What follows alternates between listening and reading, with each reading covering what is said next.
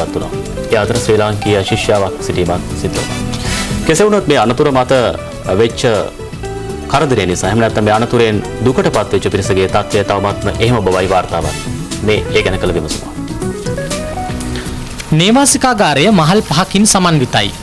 ගින්නට හේතු වී ඇත්තේ පහළ මාලයේ සිදු වූ විදුලිය කාන්දුවක්. මෙයින් 170 දෙනෙකුට තුවාල සිදු වුණා.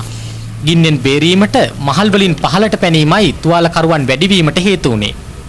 හදිසි අවස්ථාවකදී පිටවීමට තිබූ දොරටු දෙකෙන් එකක් වසා දමා තිබූ බවයි සිසුන් පවසන්නේ.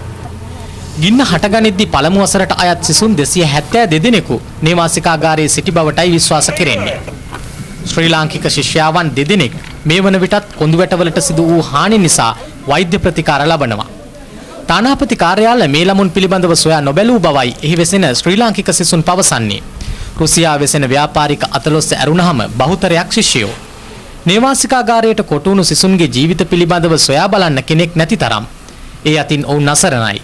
ඒ නිසායි මේ සිසුන් මීට වැඩි දෙයක් අපේක්ෂා කරන්නේ. තවමත් තානාපති කාර්යාලයෙන් අපේ ශිෂ්‍යයන් පිළිබඳව ඇවිල්ලා කිසිම සොයාබැලීමක් කරලා නැහැ. ඒ ගින්න ගැනීමෙන් පසුවත් රුසියාවේ විශ්වවිද්‍යාල භූමියාවට තව පොඩි සිද්ධීන් සිදු වෙලා තියෙනවා. ඒ කියන්නේ ළමයින්ට අතවර සිදු වෙලා තියෙනවා රුසියානු ජාතිකයන්ගෙන්. ඒ පිළිබඳවත් කිසිම සොයාබැලීමක් සිදු කරලා නැහැ තාම තානාපති කාර්යාලයෙන්. මේ රුසියාවේ මොස්කෝව වල ලුනුම්බා වල වෛද්‍ය විද්‍යාව ඉගෙනීමට ගියා. ඒදී අදිසි ගින්නක් හට ගැනීම නිවාසිකාගාරයෙන් බිමට පැන දැන් එකතෙන් වී සිටිනවා.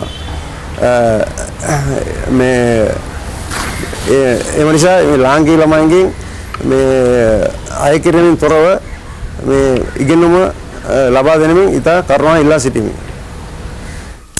මිනිසුන් අලින්ට පහර දී අලින් මිය යාමත් අලින් මිනිසුන්ට පහර දී ජීවිත හානි, දේපල හානි, ඉඩකඩම්, බතු වගාවලට කරන හානි ගැන පුවත් නිරන්තරයෙන්ම මුද්‍රිත මාධ්‍යයෙන් ඒ වගේම